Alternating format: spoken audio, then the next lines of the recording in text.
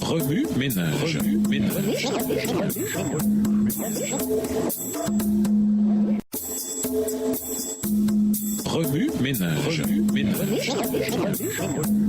Bienvenue dans notre émission. Remue ménage. Nous voilà à la leçon de dimanche. Bien servir. Le service approprié. Personne n'aime faire quelque chose de la mauvaise manière. Personne n'aime construire quelque chose à l'envers, conduire vers la mauvaise destination ou acheter le mauvais produit. Lorsque nous accomplissons une tâche, nous sommes enclins à bien la faire. Lorsque nous découvrons que nous n'avons pas réussi à mener notre projet à bien, nous passons souvent par toute une gamme d'émotions, colère, angoisse, honte, entre autres. Il peut être démoralisant lorsque nous avons un but en tête de découvrir que nous nous y sommes pris de la mauvaise manière. C'est une chose que de ne pas réaliser nos aspirations individuelles, mais c'est une toute autre chose d'échouer dans notre pratique spirituelle. Un tel échec peut avoir un grave impact sur ceux qui nous entourent. Servir les nécessiteux. Lisons Ésaïe 58. Ésaïe, chapitre 58. Crie à plein gosier, ne te retiens pas. Élève ta voix comme une trompette et annonce à mon peuple ses iniquités, à la maison de Jacob ses péchés. Tous les jours, ils me cherchent,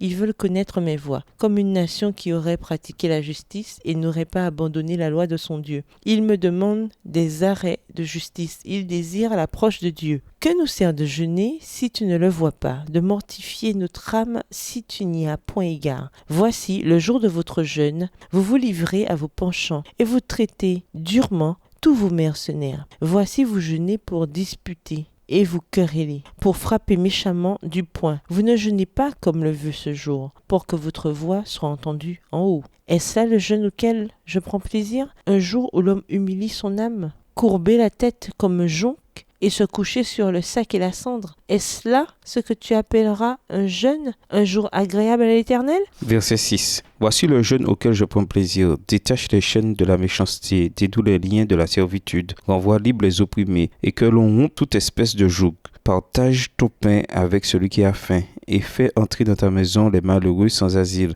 Si tu vois un homme nu, couvre-le, et ne te détourne pas de ton semblable. Alors ta lumière poindra comme l'aurore, et ta guérison germera promptement. Ta justice marchera devant toi, et la gloire de l'Éternel t'accompagnera. Alors tu appelleras, et l'Éternel répondra. Tu crieras, et il dira, me voici. Si tu éloignes du milieu de toi le joug, les gestes menaçants et les discours injurieux, si tu donnes ta propre subsistance à celui qui a faim, si tu rassasies l'âme indigente, ta lumière se lèvera sur l'obscurité, et les ténèbres seront comme le midi. Verset 11. L'Éternel sera toujours ton guide. Il rassasiera ton âme dans les lieux arides et il redonnera de la vigueur à tes membres. Tu seras comme un jardin arrosé, comme une source dont les eaux ne tarissent pas. Les tiens rebâtiront sur d'anciennes ruines. Tu relèveras des fondements antiques. On t'appellera réparateur des brèches, celui qui restaure les chemins, qui rend le pays habitable. Si tu retiens ton pied pendant le sabbat pour ne pas faire ta volonté en mon saint jour, si tu fais du sabbat tes délices pour sanctifier l'Éternel en le glorifiant, et si tu l'honores en ne suivant point tes voies, en ne te livrant pas à tes penchants et à de vains discours, alors tu mettras ton plaisir en l'Éternel et je te ferai monter sur les hauteurs du pays. Je te ferai jouir de l'héritage de Jacob ton père, car la bouche de l'Éternel a parlé. Dans Ésaïe 58, Dieu par son prophète révéla aux Israélites qu'ils jeûnaient de façon incorrecte. Ce message met au défi le cœur même de la communauté. Les Israélites jeûnaient en raison de leur prétendue relation avec le Créateur. Lorsqu'ils s'abstenaient de manger pendant une période prolongée et s'engageaient envers Dieu, ils croyaient que leur zèle serait vu et remarqué. Ésaïe 58, verset 3. Ils inclinaient la tête, revêtaient le sac et la cendre. Décidément, l'art de jeûner n'avait pas de secret pour eux. Mais à leur grande surprise, Dieu leur dit que ce qu'ils faisaient ne lui suffisait pas et que ce n'était pas ce qu'ils voulaient. Le Créateur leur déclara qu'ils avaient une grande responsabilité et que le jeûne auquel ils prenaient plaisir était un jeûne de justice envers le monde et de soulagement des fardeaux d'autrui. Le jeûne tel que je l'aime, le voici, vous le savez bien. C'est libérer les hommes injustement enchaînés, c'est les délivrer des contraintes qui pèsent sur eux, c'est rendre la liberté à ceux qui sont opprimés. Bref, c'est supprimer tout ce qui les maintient esclaves au verset 6. Au verset suivant, Dieu les exhorta à partager leur pain avec les affamés, à recevoir les pauvres pauvres et les sans-abri dans leurs maisons et à vêtir ceux qui étaient nus. Ceux qui, dans la société, peuvent aider les démunis devraient mettre leurs ressources à contribution. C'est là le jeûne auquel Dieu prend plaisir. Le Seigneur rappela aux Israélites qu'en aidant les autres, ils s'aident eux-mêmes. Lorsque nous servons les nécessiteux, lorsque finalement nous faisons bien les choses, la guérison germe promptement, la justice marche devant nous et la gloire de Dieu nous accompagne. Au verset 8.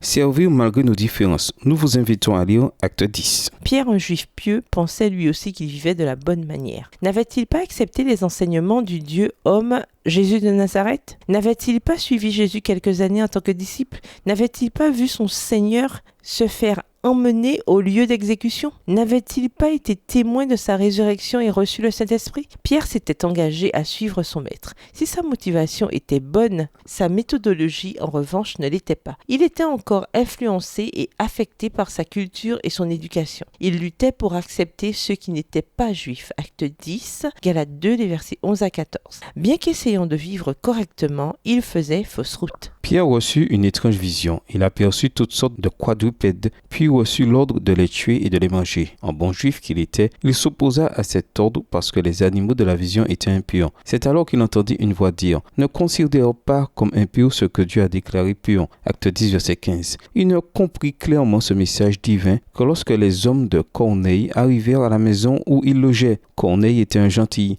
et donc considéré comme impur par la culture juive. Mais il avait besoin du service que Pierre pouvait donner. Pierre dut mettre de côté ses préjugés et faire ce que Dieu exigeait de lui. Servir dans la mission. Lisons Matthieu 9, le verset 37. Matthieu 9, verset 37. Alors il dit à ses disciples, la moisson est grande, mais il y a peu d'ouvriers. Dans Matthieu 9, le verset 37, Jésus dit à ses disciples que la moisson était mûre, mais les ouvriers peu nombreux. Nous avons tendance à considérer ce texte comme un appel à davantage d'ouvriers. Bien que cet aspect soit vrai, ce texte souligne aussi le nombre important de gens dans le besoin. La moisson est pleine de familles brisées, d'opprimés, de systèmes et de politiques injustes et de collectivités manquant de nourriture adéquate, de vêtements et de ressources. Si nous devons être ouvriers pour le Christ, nous devons nous préparer à faire face à cette moisson qui est devant nous. Oui, Ménage, qu'est-ce que l'Église fait de manière incorrecte, malgré sa bonne motivation? Comment corriger cela? Comment pouvons-nous vaincre nos préjugés culturels envers ceux qui sont différents de nous sur les plans ethniques, financiers, etc.